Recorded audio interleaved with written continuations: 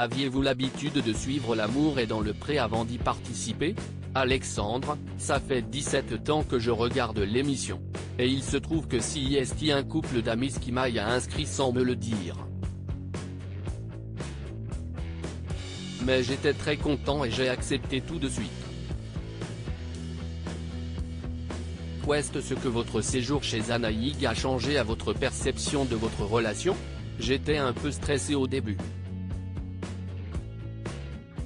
Ça s'est très bien passé ensuite parce que je suis très simple et que ses proches le sont aussi. Nous sommes du même milieu et on voit les choses de la même manière.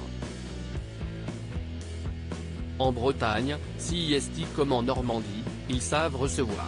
L'amour est dans le pré amène parfois les candidats à s'interroger sur la façon dont ils ont géré leurs anciennes relations. Est-ce que ça a été le cas pour vous? Oui, il y a une petite remise en question parce qu'on se bonifie en vieillissant. Mais, globalement, je suis resté comme je l'ai toujours été.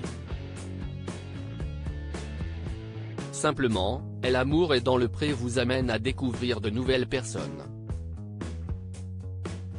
Lors du tournage, est-ce complexe de concilier l'histoire d'amour que l'on construit et les caméras? J'ai suivi mon cœur, cela ne m'a pas vraiment freiné. Je ne suis pas timide et je me dis que, si je l'avais été, je n'aurais peut-être pas été sélectionné, parce que ce que l'on fait n'est pas donné à tout le monde. Il faut oser montrer notre vie intime. Comment vivez-vous la médiatisation qui accompagne la diffusion de l'émission? Ça me passe complètement au-dessus de la tête.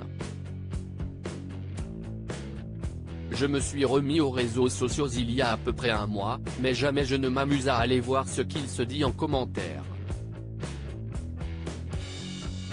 Est-ce que cela vous gêne que Laura, votre prétendante et conduite, fasse des vidéos en direct sur les réseaux sociaux pour évoquer ce qu'il s'est passé entre vous?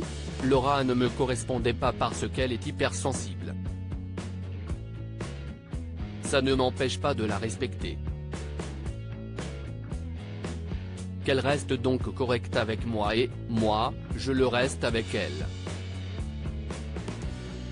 Mais il ne va pas falloir non plus qu'elle raconte des conneries.